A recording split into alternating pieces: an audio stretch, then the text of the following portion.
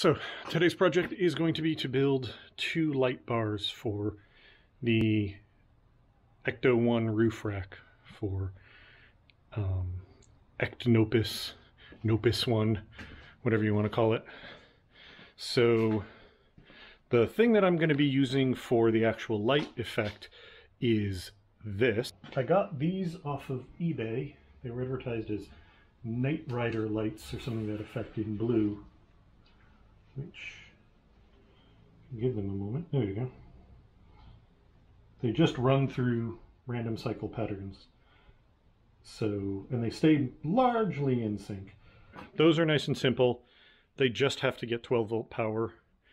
But what I need to do is build something that kind of looks like the shape of a light bar, has got clear translucent sections so the light can shine through. You know, just has that general shape. But again, cheap, quick, easy is the name of the game here. So what I have are clear plastic shoebox bins. They're close enough to the right shape, they're close enough to the right size. What I'm going to do is take two of them, basically,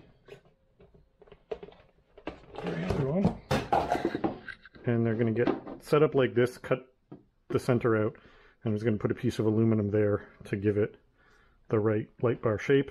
The lights are going to go inside, probably on a piece of wood that's been covered in aluminum tape or painted or something. And then they won't be blue when they're on, which is actually good, because I'm less likely to get hassled by some cop.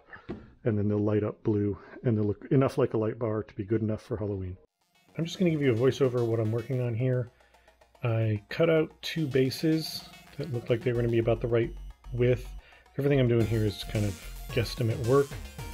Then rounding off the corners so they'll fit in the bins. And then I had to cut one end off each of the bins. These were kind of a pain to cut because they really wanted to shatter rather than just cut cleanly, but I managed to make it work. Fitted the two on so that I could figure out the widths that I was going to be working with, at which point I could cut out the inner piece. This was then, had the corners rounded off, and I wrapped it in aluminum tape. This just gave it a nice shiny look to it. And then I wrapped, each of these LED strips is 24 inches long, so I wrapped it so that the middle of it was at the points of that piece, and then used a piece of scrap aluminum. I'm cutting out the center sections for each light, and then once I figure out the math of exactly where I want to put the bends, I'm going to get out my bender and start putting said bends in. I didn't quite get them right. It was a little hard to get my measurements where I wanted them to be, just because of the shape of those boxes that I was using, but they worked out okay enough to do the job I needed them to do.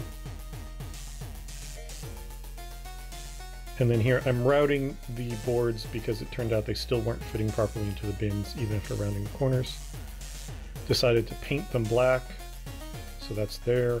And then now I'm basically duplicating, cutting those bins and making another center section for the second light bar. So there's all the same stuff you'd seen before on the first one. And then once I've got the LED strips on this one, what I'm going to start working on for both of them is securing the ends of them so they don't get pulled loose, and then crimping all four hot and all four ground connectors together and adding an extension piece of wire to them so that I can then tie them into the rest of the wiring for the box. This was not difficult, but slightly a pain because the wire that was with them was so thin it was really hard to strip it properly. Now I'm measuring to make sure it's centered and then mounting it in there and putting the boxes on. You'll note the boxes are overlapped. I'm going to trim that off later. It was easier to fit the board up against the sort of step in the box than to try and fit it at the bottom. And then putting the aluminum sections on. Because they weren't quite the right shape, they were pushing the box into a weird angle, or the plastic boxes into a weird angle, so I ended up having to unhook it from one side, put a couple of sheet metal screws in through to pull the shoe boxes into the right place with the aluminum so it would secure right, and then went through and cut the edges off. They ended up a little jaggedy, so this piece of aluminum tape around the outside both sealed the light and hid that slightly jagged edge. Here I go doing the same work again on the second one. Having learned a little bit from my mistakes, I secured the light at the top with the sheet metal screws before I secured it to the sides of it. And then, yep, just put all the screws in, make sure the wiring is where it should be, and then I'm going to cut that bottom edge off again. And I'm just scoring this repeatedly until it snaps, basically. And then again with the tape, and my second light bar is done. All right, and here we go. This is the final product. I think, given what it is, it looks pretty decent. Like, I'm going to wipe some of the paint splatter that was on this off. I'm going to clean this aluminum just because it's kind of grubby. But yeah, I think that's a pretty respectable light bar for not very much. The LEDs in it are the most expensive part of the whole shebang. And I think that looks pretty good. Yeah, that's a project I'm very happy with. So this is basically what it's going to look like on the car. There it goes.